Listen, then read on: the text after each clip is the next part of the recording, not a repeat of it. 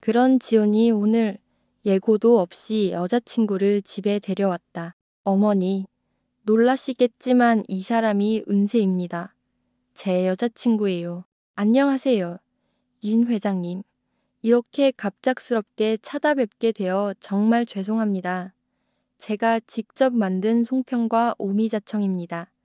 맛은 없을지 몰라도 마음을 담았습니다. 미숙은 여자의 첫인상에서 느껴지는 순수함에 약간 당황했지만 오랜 세월 사람을 보아온 눈은 곧 경계심을 되살렸다. 그녀는 조용히 미소 지으며 자리를 권했다. 어서 앉으세요. 손수 만든 음식이라니 정성이 가득하네요. 지훈이 대신 설명을 시작했다. 은세는 인테리어 디자이너예요. 처음 만난 건 사회복지재단에서였어요. 그때 은세가 바자회에 출품할 전통빵을 혼자 만들고 있었는데 참 인상 깊었어요. 은세는 수줍게 웃으며 덧붙였다. 사실 그날은 정말 우연이었어요. 제가 봉사활동을 자주 하다 보니 그런 기회가 많아서요. 미숙은 말없이 고개를 끄덕였다. 겉으로는 공손하고 조용한 대화가 이어졌지만 그녀의 내면에서는 어딘가 어긋나는 퍼즐 조각들이 하나둘씩 느껴지고 있었다. 은세의 눈빛은 말과는 달리 너무 계산적이었다. 미소는 부드러웠지만 어딘가 어색한 완벽함이 감돌았다. 정말 맛있네요. 어머니께서 직접 하신 건가요? 아니요. 오래 계신 가사 도우미께서 하셨어요. 저는 회사 일이 바빠서 요리는 잘 못하죠. 잠시 후 미숙이 식탁에 조용히 질문을 던졌다. 하양 씨, 제가 하나 여쭤봐도 될까요? 네, 물론이죠. 아주 만약에 말이에요. 우리 지훈이가 어느 날 회사를 그만두고 재산도 다 잃고 아무것도 없는 평범한 청년이 된다면 계속 함께할 수 있을까요? 물론입니다. 지훈 씨가 어떤 사람이든 제가 사랑하는 본질은 변하지 않아요. 돈이나 배경이 아니라 사람이잖아요. 지훈은 감동한 듯 은세의 손을 꼭 잡았다. 미숙은 아무 말 없이 조용히 숟가락을 내려놓았다. 그 순간 그녀는 확신했다. 하은세, 이 아이는 준비되어 있다. 너무 완벽하게.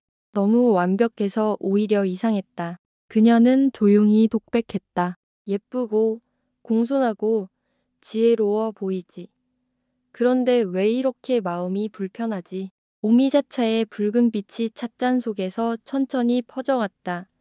무언가 진하게 우러나는 그 색처럼 윤미숙의 마음속에서도 서서히 의심과 불안이 번지고 있었다. 하지만 미숙의 마음속 어딘가엔 사한 기류가 계속 맴돌고 있었다.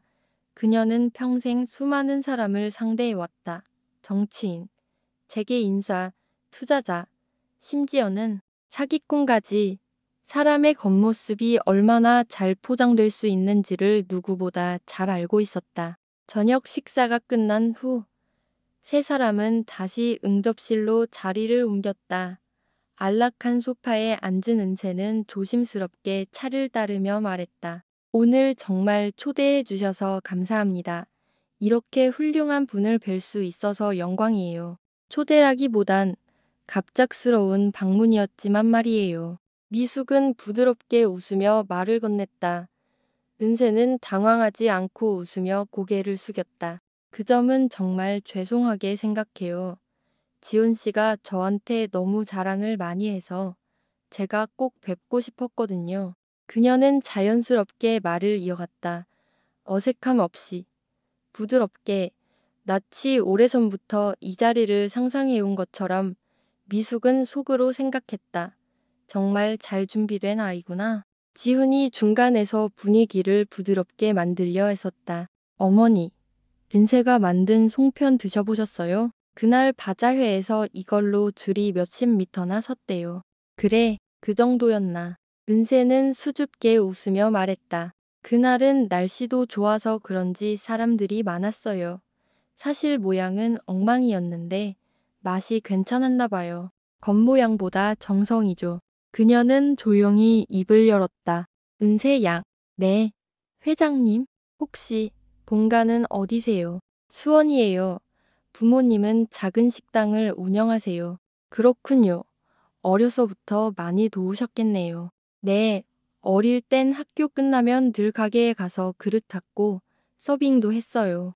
그럼 결혼에 대해 생각해 본 적 있나요? 갑작스러운 질문에 지훈이 눈을 크게 떴다. 어머니. 하지만 미숙은 시선을 떼지 않았다. 은세는 살짝 미소 지으며 고개를 끄덕였다. 네, 요즘 같은 시대에 결혼이 쉬운 일은 아니지만 사랑하는 사람과 함께라면 충분히 의미 있는 일이라 생각해요. 그럼 조건은 중요하지 않다고 생각하세요? 네, 조건보다는 사람이 중요하다고 믿어요. 미숙은 잔을 내려놓았다. 그리고 고요한 목소리로 말했다. 그럼 가정이 어려워지고 남편이 직장을 잃고 더 이상 이 저택도 이 생활도 누릴 수 없다면 그때도 여전히 함께할 수 있다고 생각하세요. 응접실은 정적에 휩싸였다. 지우는 당황해 어머니를 바라봤다. 어머니, 그건 너무 극단적인 질문 아니에요. 하지만 미숙은 아들의 말에 반응하지 않았다. 그녀는 오직 은세만 바라보았다. 은세는 순간적으로 놀란 듯 보였지만 곧 미소를 되찾았다. 네, 물론입니다. 저는 지훈 씨의 사람됨을 보고 사랑하게 되었어요. 외적인 조건은 언제든 변할 수 있는 거지만 마음은 쉽게 변하지 않으니까요. 지훈은 안도하며 고개를 끄덕였고 미숙은 조용히 입꼬리를 올렸다. 그러나 그 미소에는 안도도 감동도 없었다. 그날 밤 은세가 돌아간 후 지훈은 어머니의 방을 두드렸다. 어머니, 오늘 솔직히 너무 날카롭게 질문하신 것 같아요. 그래, 은세는 진심이에요. 전 그 아이가 얼마나 성실하고 따뜻한 사람인지 알아요. 내가 그렇게 믿는다면야 내가 뭐라 할 수 있겠니? 제발 너무 걱정하지 마세요. 저도 어른이에요. 지훈이 방을 나가자 미숙은 조용히 책상 서랍을 열었다. 오래된 사진첩, 남편의 유품, 그리고 그녀가 늘 간직해온 작은 노트가 그 안에 있었다. 그녀는 혼잣말을 하듯 속삭였다. 어른이 되었구나. 하지만 진짜 어른이 되려면 사랑이 어떤 얼굴을 하고 다가오는지도 알아야 해. 그녀는 천천히 창밖을 바라보았다. 불 꺼진 정원의 달빛이 조용히 내려앉고 있었다. 마치 모든 것을 지켜보고 있는 듯한 고요한 빛. 윤미숙의 마음속엔 이미 하나의 결심이 자리 잡기 시작했다. 새벽 2시, 한남동 저택은 고요 속에 잠겨 있었다. 대리석 복도에 퍼지는 시계의 똑딱이는 소리만이 정적을 채웠다. 그 순간 저 멀리 작은 소리가 들려왔다. 거실 반대편의 서재 쪽 창가, 누군가가 창을 열어놓은 채 통화 중이었다. 익숙한 목소리였다. 하은세였다. 아니, 아직은 아니야. 오늘은 겨우 첫 방문이었으니까. 목소리는 낮고 조심스러웠지만 달밤의 정적 속에서는 도렷이 들렸다. 응, 회장님은 아직 날 완전히 믿진 않는 것 같아. 눈빛이 예사롭지 않았어. 그녀는 잠시 숨을 고르더니 약간 웃는 듯한 어조로 말을 이었다. 근데 걱정 마. 지훈 씨는 이미 넘어왔어. 너무 순해. 감정에 약한 타입이야. 미숙의 눈이 가늘어졌다. 그녀는 숨을 죽인 채 그 자리에 그대로 섰다. 그래, 다음 단계는 천천히 갈 거야. 무리하지 않고 회장이 마음을 풀면 그때쯤 지훈 씨를 설득해서 유상 관련 얘기를 꺼내면 돼. 서두르면 안 돼. 통화는 잠시 끊겼다가 다시 이어졌다. 응? 아니, 서류는 아직 거낼 타이밍이 아니야. 먼저 신뢰부터 얻어야지. 회장이 날 진짜 며느리감으로 인정하게 만들어야 해. 목소리는 확신에 차 있었다. 연습된 배우처럼 부드럽고 확고했다. 걱정 마, 오빠. 이번엔 진짜야. 이 집만 잡으면 우리 둘이 다시 시작할 수 있어. 윤미숙은 그 자리에 얼어붙은 듯 서 있었다. 오빠. 방금 그 말 단순한 친구가 아니었다. 그녀는 조용히 뒤로 물러서 거실 안으로 들어왔다. 발끝 하나 소리 내지 않고 복도를 따라 방으로 돌아갔다. 문을 닫으며 그녀는 숨을 깊게 들이켰다. 의심은 확신이 되었고 경계는 계획으로 바뀌었다.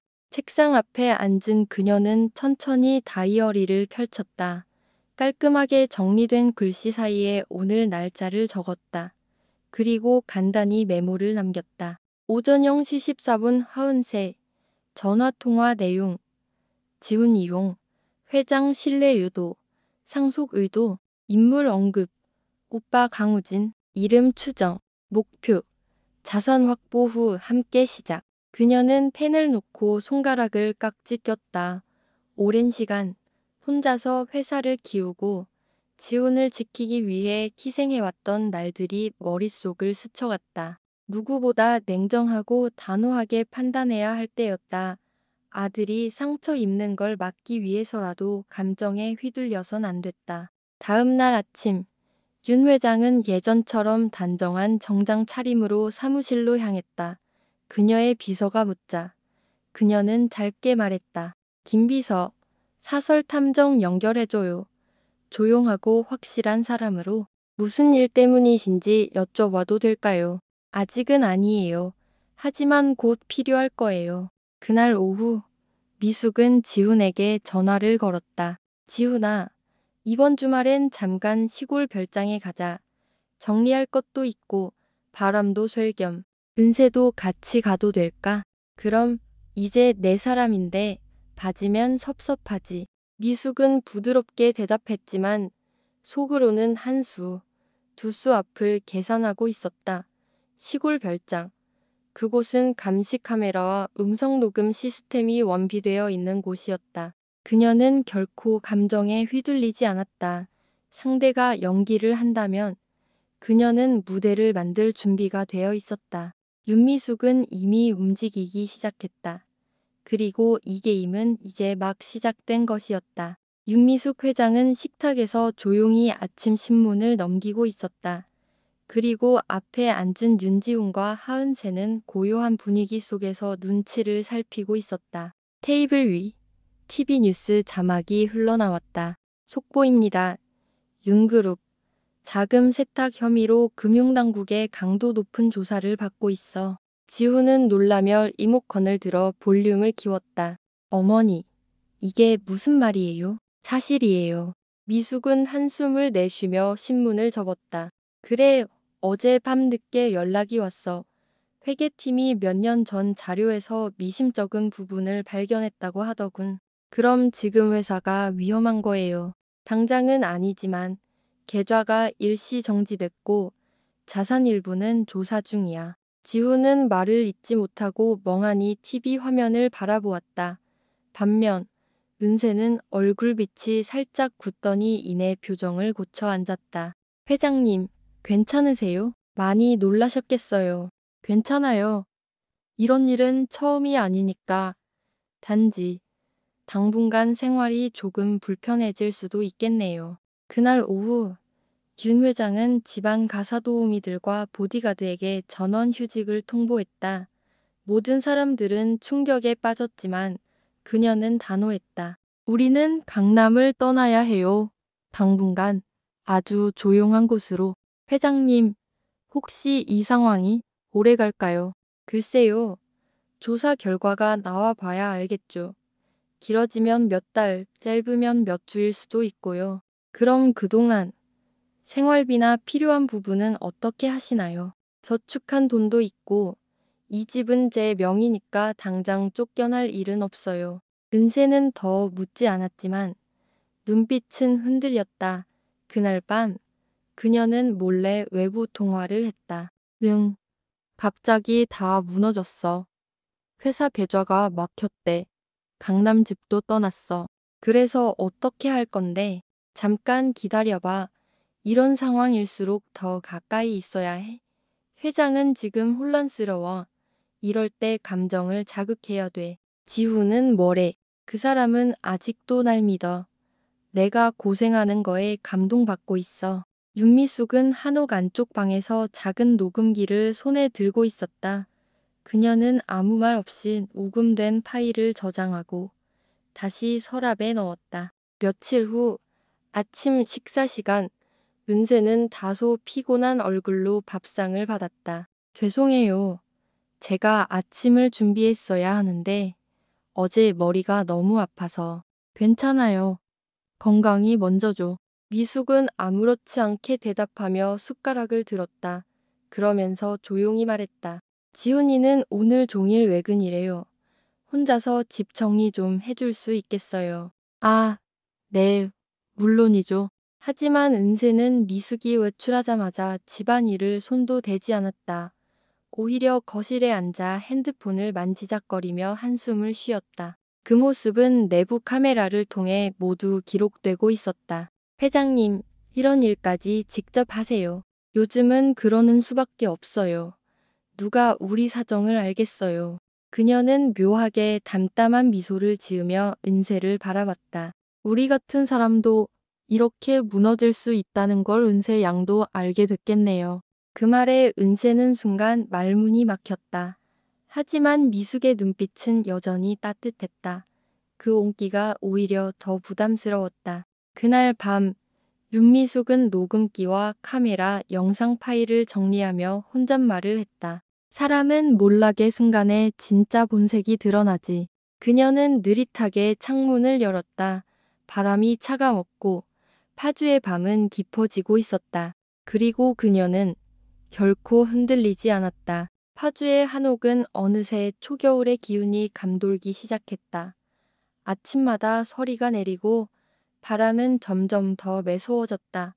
좁은 부엌에서 나오는 김이 거실, 창문을 흐리게 만들었고 나무 바닥을 지나는 발걸음은 더 이상 따뜻하지 않았다. 하은세는 점점 지쳐가는 눈빛을 숨기기 어려워졌다. 불편한 잠자리, 익숙하지 않은 냉기, 반복되는 가사일. 그녀는 여전히 미소를 지으려 했지만 그 억지스러움은 점차 윤미숙의 눈에 선명하게 보였다. 그날 아침, 윤 회장은 은세에게 작은 목걸이를 건넸다. 심플한 디자인의 은목걸이였다. 이건 오래전에 지훈이 아버지가 선물해준 거예요. 특별한 의미가 있는 건 아니지만 은세 양에게 어울릴 것 같아서요. 어머, 회장님 제가 이런 걸 받아도 될까요? 물론이죠. 가족이 될 사람에게 주는 건데요. 은세는 감동한 듯 목걸이를 목에 걸었다. 그녀는 거울을 보며 웃었고 눈에 보일 정도로 기분이 좋아졌다. 그러나 그녀는 몰랐다. 그 목걸이의 펜던트 안에는 초소형 녹음 장치가 숨겨져 있다는 것을. 어느 날 저녁, 은세는 지훈이 외출한 사이 전화를 걸었다.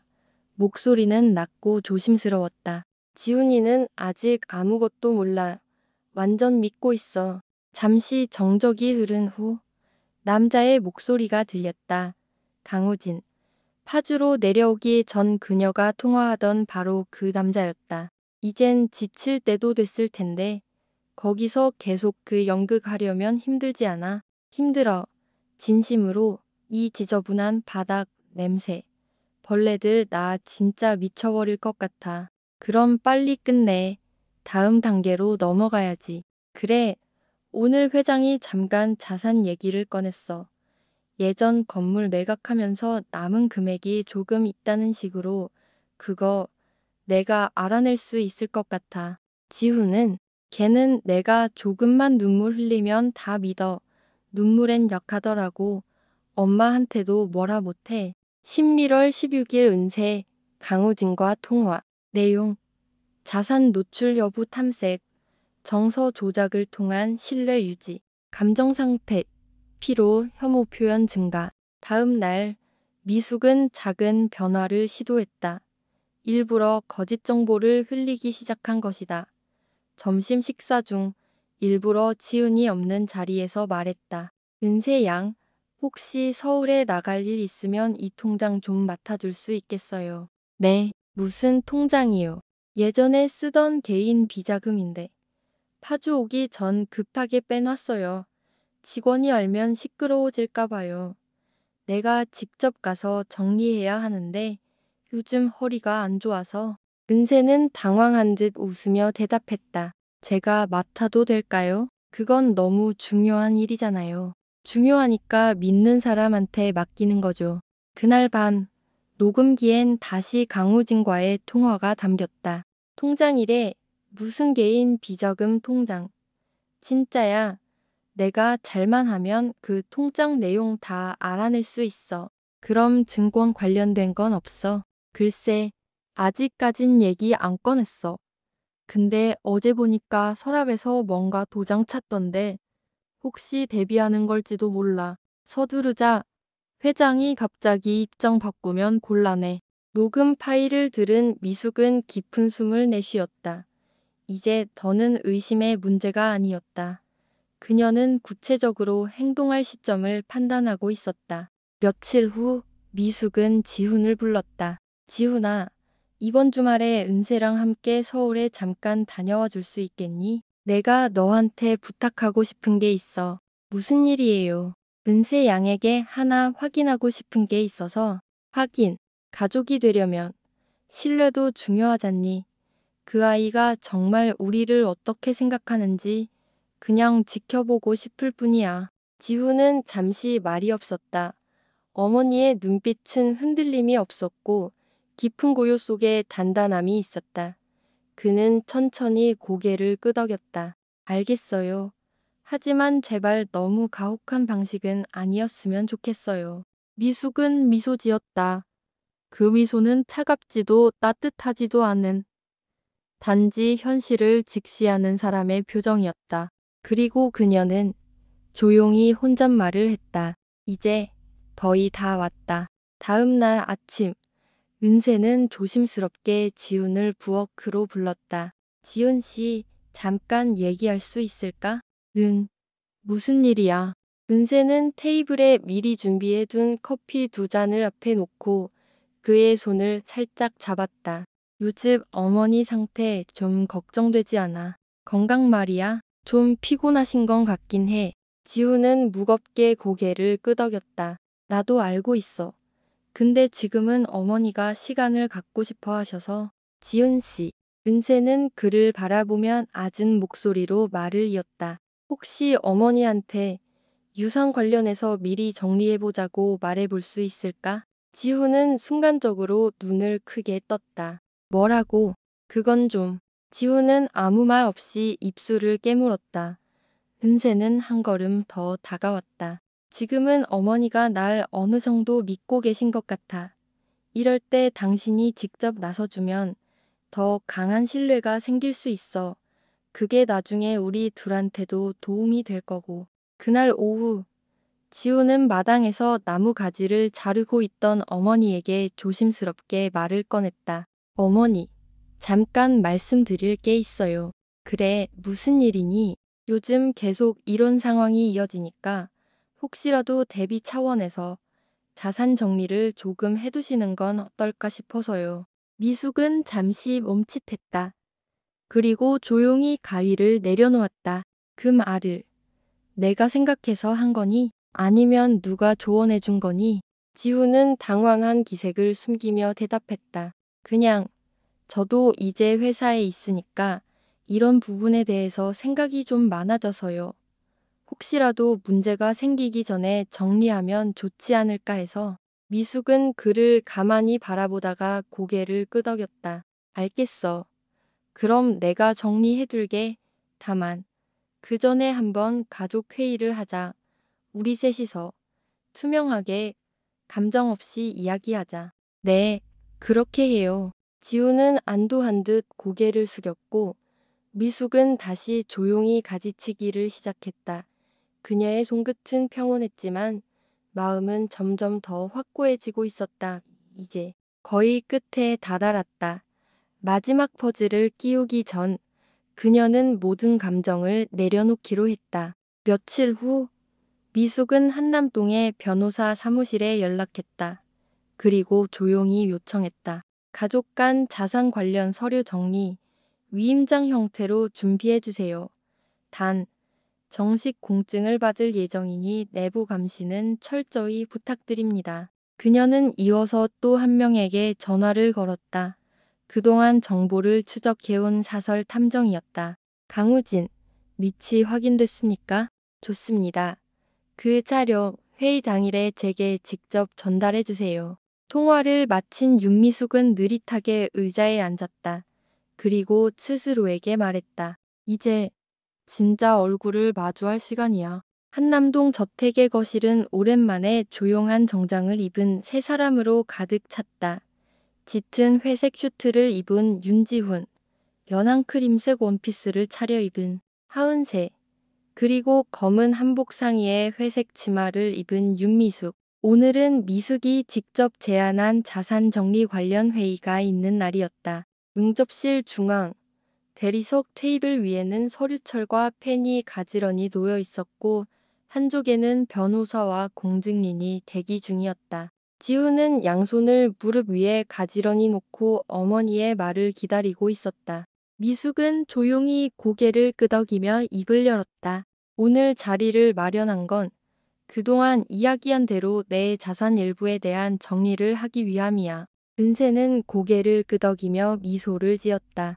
회장님, 이렇게 큰 결정을 하시기까지 많이 고민하셨을 텐데 저희를 믿고 내리신 선택이라면 감사히 받겠습니다. 그래, 금 이듬이 틀리지 않았길 바랄 뿐이지. 미숙은 종이 한 장을 꺼내며 말을 이었다.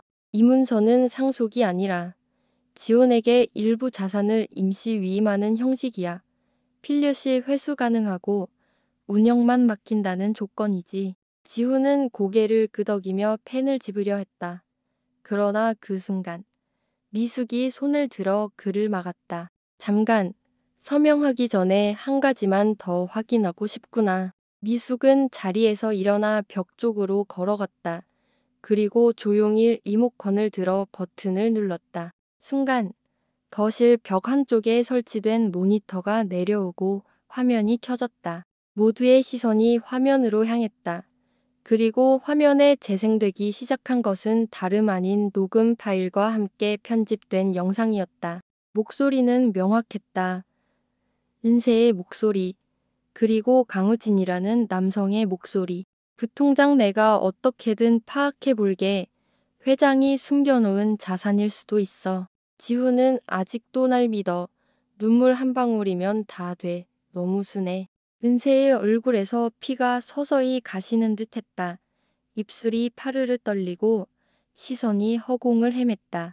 지훈은 화면을 멍하니 바라보다가 천천히 은세를 향해 고개를 돌렸다. 은세야, 이게 뭐야?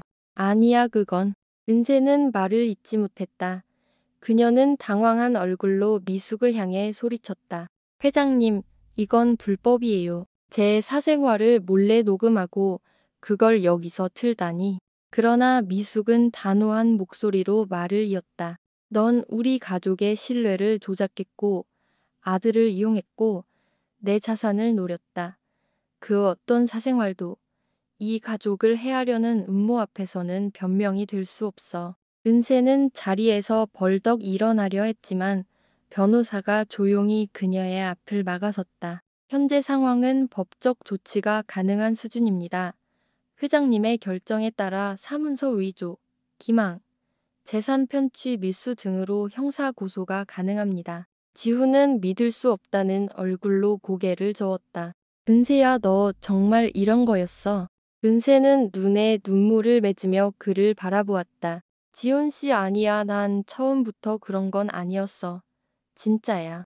그럼 처음이 아니라 중간부터 그랬다는 거야. 지훈의 목소리는 더 이상 흔들리지 않았다. 믿음이 무너진 자의 말투였다. 난 내가 딱 한 번만 진심을 보여주길 바랐다. 하지만 내가 선택한 건 끝까지 가면을 쓰는 일이었어. 은세는 그 자리에 앉은 채 두 손을 꽉 쥐고 입술을 깨물었다. 그녀의 눈빛 속에는 두려움, 분노, 그리고 무너지는 자의 공허함이 뒤섞여 있었다. 미숙은 조용히 변호사를 향해 고개를 끄덕였다. 더 이상 이 자리에 있어야 할 이유는 없겠네요. 자, 회의는 여기서 마치죠. 은세는 마지막 힘을 내어 말했다. 회장님, 당신은 세상을 너무 흑백으로만 봐요. 내가 왜 이렇게 살게 됐는지 단 한 번이라도 궁금해한 적 있어요. 그 말에 미숙의 눈빛이 잠시 흔들렸다. 하지만 그녀는 곧 단호하게 대답했다. 그건 내가 증명했어야 할 목이지. 내 아들의 마음 위해서가 아니라 내 자신의 발로. 그날 저녁, 하은세는 저택을 떠났다. 말없이 아무것도 가지지 않은 채. 그리고 남겨진 사람들은 처음으로 서로의 눈을 진심으로 바라보았다. 그녀는 결국 도착한 곳, 마포구의 허름한 오피스텔. 문을 열자 강우진이 놀란 표정으로 일어섰다. 은세야, 무슨 일이야? 왜 이렇게 일찍 왔어? 그녀는 아무 말 없이 신발을 벗고 바닥에 주저앉았다. 떨리는 손으로 머리를 감싸며 말했다. 끝났어. 다 들켰어. 우진은 순간 숨을 멈췄다. 뭐? 어떻게? 회장이 다 알고 있었어. 녹음기, 영상 심지어 내 이름까지. 젠장. 우진은 주먹을 꽉 쥐었다. 하지만 은세는 더 이상 분노도 두려움도 느끼지 못했다. 그녀는 조용히 혼잣말하듯 말했다. 나 이제 어디로 가야 하지? 잠시 후 그녀는 천천히 일어났다. 그리고 테이블 위에 놓인 작은 상자를 꺼냈다. 낡은 사진 한 장과 함께 오래된 공책이 들어 있었다. 우진은 고개를 갸웃하며 물었다. 그게 뭐야? 우리 엄마 기록장이야. 그녀는 사진을 꺼내 테이블에 올려놓았다. 사진 속에는 오래전 젊은 여인이 유니폼을 입고 정원에서 웃고 있었다. 그녀의 뒤에는 고급 저택이 흐릿하게 배경으로 있었다. 저기 저게 윤 회장 저택이야. 그리고 저 사람이 우리 엄마야. 그 집에서 가사도우미로 일했었어. 우진은 말없이 사진을 바라보았다. 그런데 어느 날 갑자기 해고당했어. 이유도 없이. 집안 물건이 사라졌다는 소문 때문이었어. 엄마는 아니라고 했고 끝까지 부인했지만 아무도 믿지 않았지. 은세의 목소리는 점점 낮아졌다. 그녀는 더 이상 말을 잇지 못했다. 고개를 숙이고 흐느끼는 은세의 어깨가 작게 떨렸다. 난 그 집을 그 여자를 윤미숙을 평생 원망했어. 우리가 그렇게 된 게 다 그 때문이라고 믿었어. 우진은 조심스럽게 손을 얹으며 물었다. 그래서 복수하려 했던 거야. 은세는 고개를 들었다. 눈가는 젖어 있었지만 그 속엔 분노가 아닌 텅 빈 슬픔이 있었다. 하지만 결국 계속했지. 응, 계속했어. 난 이 세상이 정직한 사람을 지켜주지 않는다고 믿었거든. 착한 척하면 짓밟히고 진심이면 이용당한다고 생각했어. 그녀는 조용히 덧붙였다. 그래서 나도 누군가를 이용한 거야. 나처럼 짓밟히지 않기 위해. 며칠 후 윤지우는 어머니의 서재에 들어갔다. 그날 이후 그는 말이 거의 없었고 밤마다 긴 산책을 다녀오곤 했다. 어머니, 저 뭔가 이상했어요. 어딘가 어긋난다는 느낌은 들었어요. 그런데도 미숙은 아들의 말을 끊지 않고 조용히 듣고 있었다. 그런데도 외면했어요. 제 감정을 믿고 싶었고 제가 바라는 모습만 보려고 했어요. 사랑이란 게 그렇지. 때론 보고 싶은 것만 보게 하지. 그 사람에게 진심이 조금은 있었을까요? 미숙은 잠시 망설이다가 대답했다. 있었을지도 몰라. 그 애가 떠나기 전 마지막 눈빛은 적어도 거짓은 아니었던 것 같았어. 지훈은 고개를 끄덕였다. 그럼 그 애도 누군가의 상처였을까요? 누구나 상처는 있어. 문제는 그걸 어떻게 다루느냐. 그날 밤, 지훈은 오랜만에 은세에게 메시지를 보냈다. 네가 어떤 과거를 가졌든 그걸 말해줬다면 지금 우리는 달랐을지도 몰라. 이건 용서도 아니고 변명도 아니야. 그냥 너를 알고 싶었을 뿐이야. 메시지는 전송되었지만 답장은 오지 않았다. 멀리 어딘가에서 하은세는 조용히 핸드폰을 내려놓고 눈을 감았다. 그리고 처음으로 진심에서 흘러나온 눈물을 흘렸다. 그 눈물은 늦었지만 거짓 없는 것이었다. 한남동 저택은 다시 고요했다. 모든 소란이 지나간 자리에는 정적만이 남았고 윤지훈은 오랜만에 자신의 방에서 혼자 밤을 맞이하고 있었다. 책상 위에는 아직 미처 닫히지 못한 노트북, 손끝에 닿는 커피잔은 식어 있었고 바람에 창문이 약간 흔들리는 소리가 배경음처럼 들려왔다. 사랑은 끝났지만 감정은 사라지지 않았다. 다음 날 지우는 아침 식탁에서 어머니와 마주 앉았다. 두 사람 사이엔 짧은 침묵이 흘렀고 미숙이 먼저 말을 꺼냈다. 잠을 잘 잤니? 네, 그냥 생각이 좀 많았어요. 당연하지. 그런 일이 있었는데. 지우는 식지 않은 밥을 숟가락으로 저으며 조심스럽게 물었다. 어머니는 은세 씨가 마지막에 흘린 눈물, 진심이라고 느끼셨어요. 미숙은 잠시 멈칫했다. 그리고 고개를 끄덕였다. 그래, 진심이었을 거야. 그 아이가 처음부터 그렇게 하려고 했던 건 아닐지도 몰라. 그럼 왜 그렇게까지 몰아붙이셨어요? 지훈아, 세상엔 진심만으로는 해결되지 않는 일들이 있어. 네가 상처받을 걸 알면서도 내가 멈추지 않았던 건 그게 유일한 방법이었기 때문이야. 지훈은 말없이 고개를 숙였다. 그제야 그는 이해할 수 있었다. 어머니의 냉정함은 단지 의심 때문이 아니라 사랑 때문이었다. 며칠 후 그는 사무실로 복귀했다. 하지만 책상 앞에 앉아도 집중이 되지 않았다. 보고서의 숫자들이 눈에 들어오지 않았고 직원들의 말도 공허하게 들렸다. 그는 창밖을 보며 생각했다. 사랑은 실패했지만 난 무엇을 배웠지? 그때의 그녀는 가짜였을까? 아니, 그는 알 수 있었다. 그 순간만큼은 진짜였다는 걸. 하지만 진짜라는 조각은 진실 전체가 되지 못했다. 며칠 후, 그는 파주 별장을 찾았다. 어머니가 잠시 머무르고 있는 곳. 정원엔 겨울 채비를 마친 나무들이 서 있었고 기온은 뺨을 스칠 정도로 차가웠다. 미숙은 부엌에서 따뜻한 차를 준비하고 있었다. 오랜만이네. 무슨 일로 왔니? 정리하려고요. 마음도, 감정도, 그리고 새로운 시작도. 그래. 시작은 항상 혼란 뒤에 오는 법이니까. 그는 조심스럽게 물었다. 혹시 은세 씨 소식 들으셨어요? 아니, 떠난 사람은 다시 돌아오지 않더구나. 만약 다시 돌아온다면요. 미숙은 차를 테이블에 올려놓으며 말했다. 그때는 내가 결정할 일이겠지. 다만, 똑같은 방식으로 자신을 지키는 사람은 또다시 같은 실수를 반복해. 그 말은 마치 예언 같았다. 그날 밤, 지우는 일기장에 이렇게 적었다.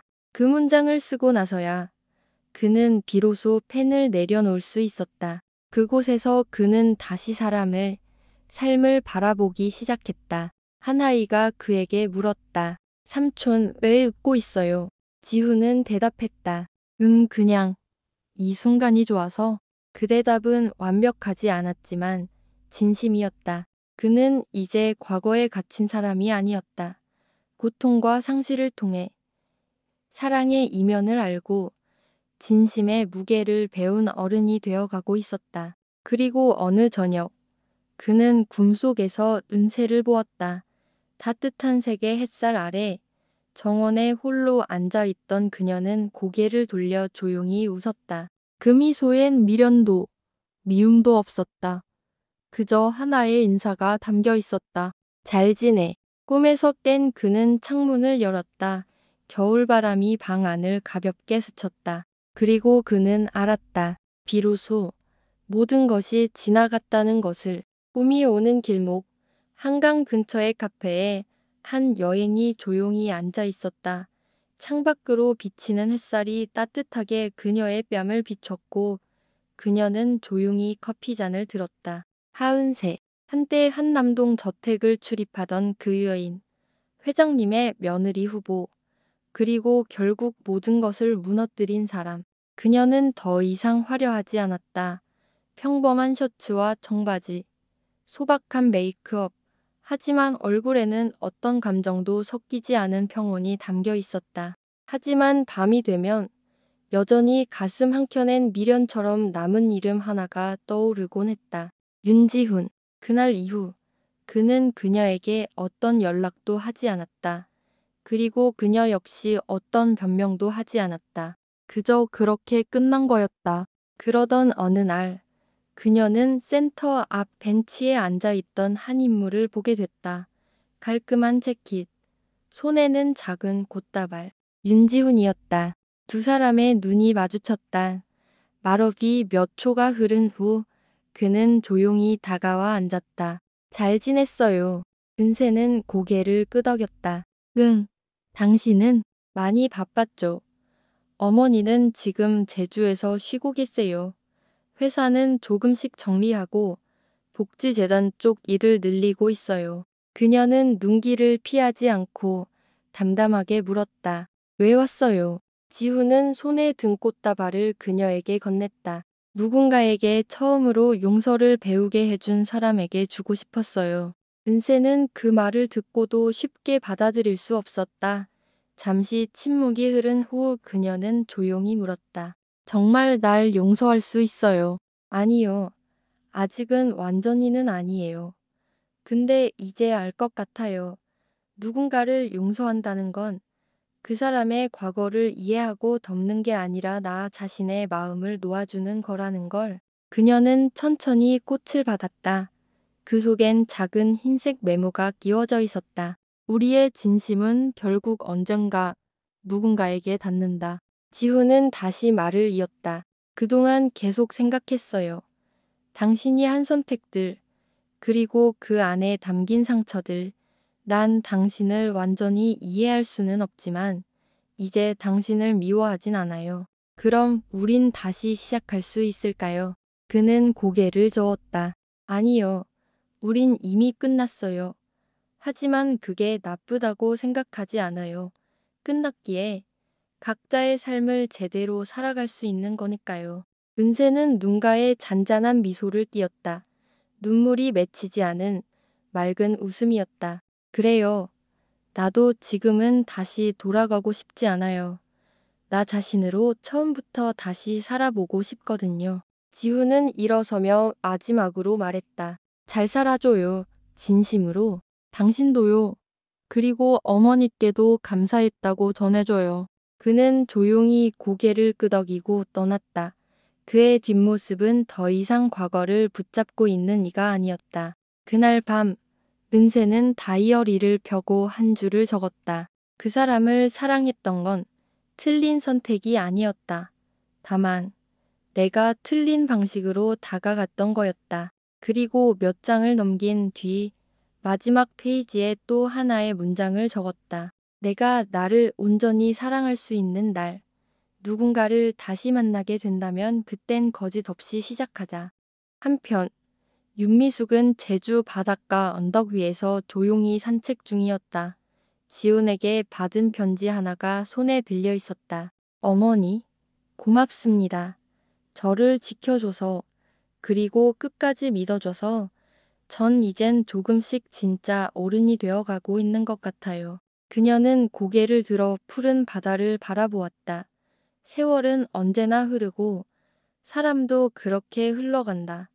그러나 어떤 사랑은, 어떤 가르침은 시간 속에 녹아남는다. 그녀는 조용히 입술을 열었다. 그래, 이 정도면 잘 자란 거지.